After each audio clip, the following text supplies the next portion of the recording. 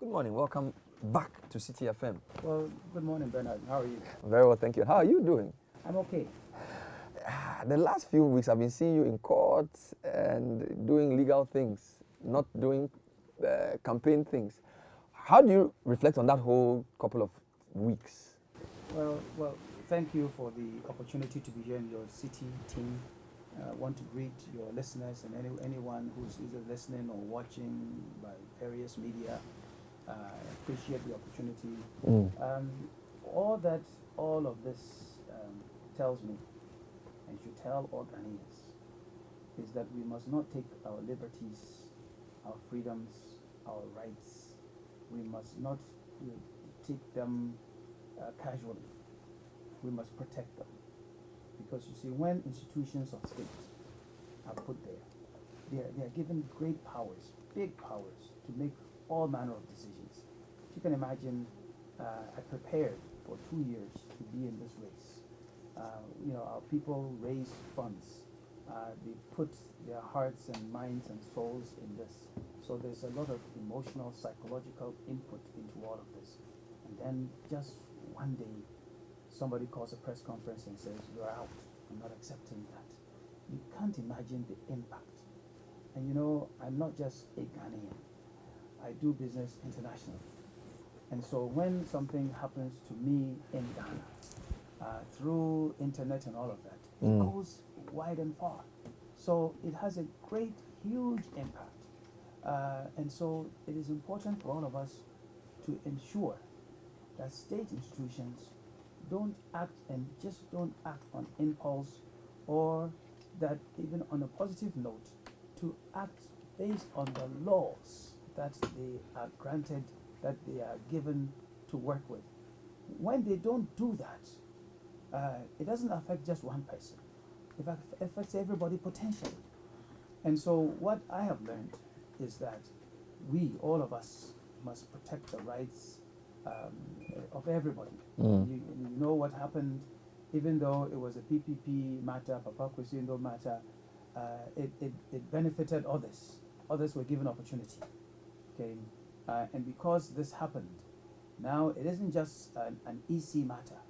It is a state institution matter, so that anybody who feels, wrongfully affected by a state institution can also go and stand on the ruling and say, "Look, my human rights must be restored. What the law has given to me, you cannot take away from me."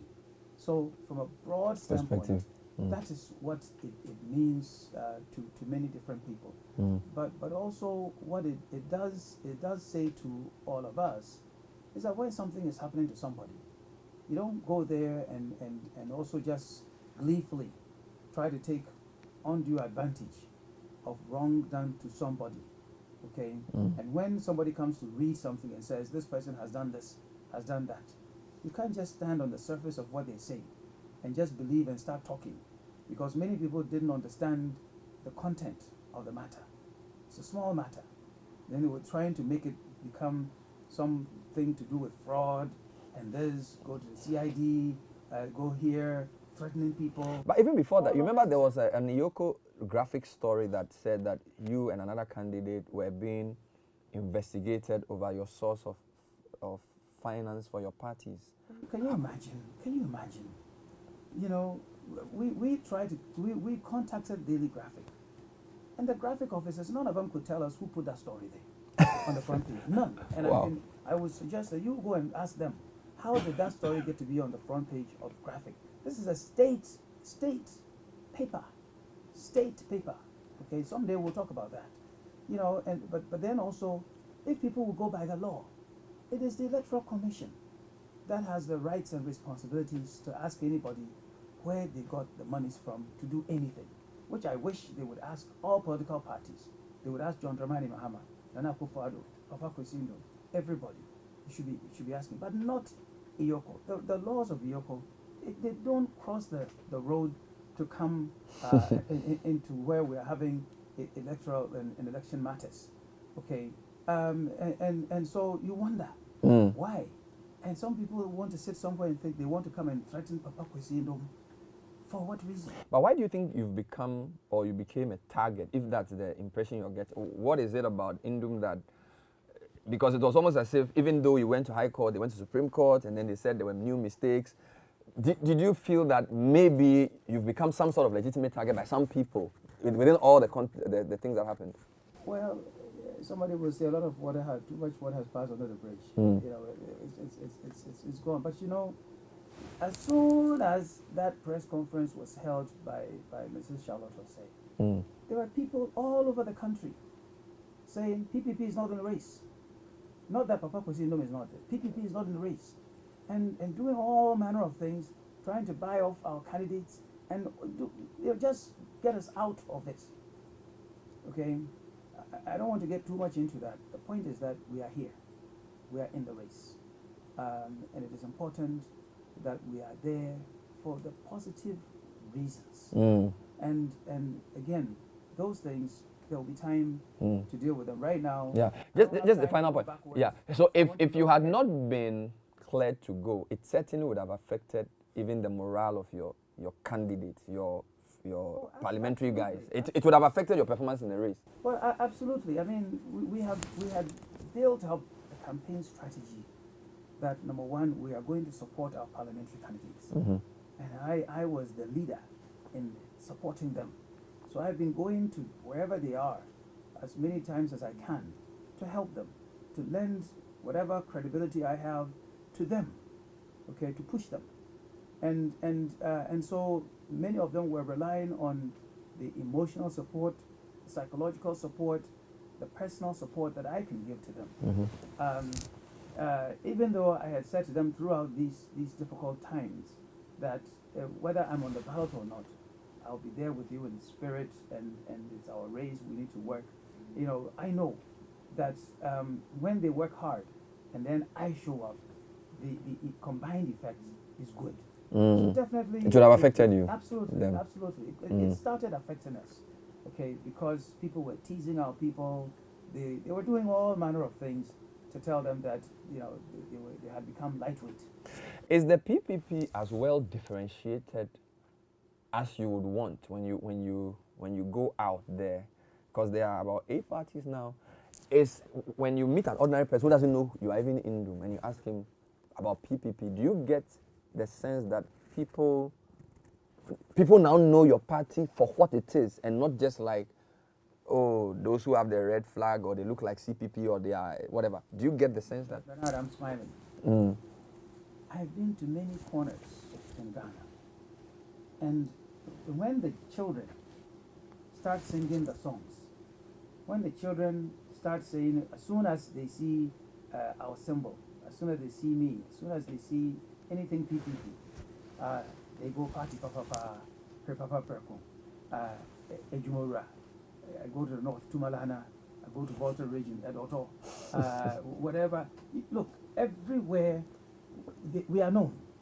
We are known. We have become a household name, but we are known for the right reasons. Because when we go, the people know that now a proper party has arrived with discipline and to talk about what is important. And they like the conduct of our people. So for me, we are the united, peaceful, policy-talking political party that Ghanaians have been looking for. And to me, it is the best party in Ghana. When we go out there, there's no need for me to go out and talk about who we are, the PPP. And I'll tell you, we can talk about them some more later, but I'll tell you what what is characterizing us. They say we are the party for jobs. Okay, for jobs. Everywhere they know. They say we are the party who is the only one talking about compulsory education for every Ghanaian child. That word compulsory, they know. They know it. They also know that, we are the party, who is talking about it. Many people don't realize. We have been saying monococcal meningitis. The only political party for a reason. Because we are the only ones talking about preventable diseases. Cholera, malaria, monococcal meningitis, and so on and so forth. They know us for that. But then they also know us as the ones who have been saying decouple Ministry of Justice from Attorney Generals so we can deal with corruption. So when the Woyome matter comes, it brings that up, and they say, aha, that's the Ejumora matter. When they talk about election of DCEs, so there are certain defining characteristics, defining messages that many people now know. Even at the local level. Even at the local level. When we go to see traditional authorities, we go to religious leaders, and so on and so forth. When they start talking about that, I'm happy. Last week Saturday, Sunday, we were at Jokwa. Jokwa, the Catholic Church there, celebrated its centenary, 100th year anniversary. And the gospel that day, it was I believe it was from Thessalonians. It was the one talking about if the one who wouldn't work, let him not eat. Let him not eat. As soon as the Archbishop started talking about that, everybody says, Ejumora. So yes, we are known. Yes, we have become visible. What is left for us to prove is that we can translate that into votes. Okay. That is our matter right now. But the message is clear. The message is clear. You go everywhere in the country, they talk about jobs, jobs, jobs. So you're admitting that nice reception, good crowds, great rallies, people understanding the message is not enough if people on the day don't say that I will vote for this party. Right, and let me bring it to ourselves. If we the Progressive People's Party, the leaders, the members, the executives, the supporters, if we don't convince people that, yes, now you like us, now you know we are there. In many parts, you prefer us because we don't bring violence, we don't do any of those other kinds of things. If we don't work hard for them to say, now I voted NDC, but I'll vote PPP. I voted NPP, now I'll vote PPP.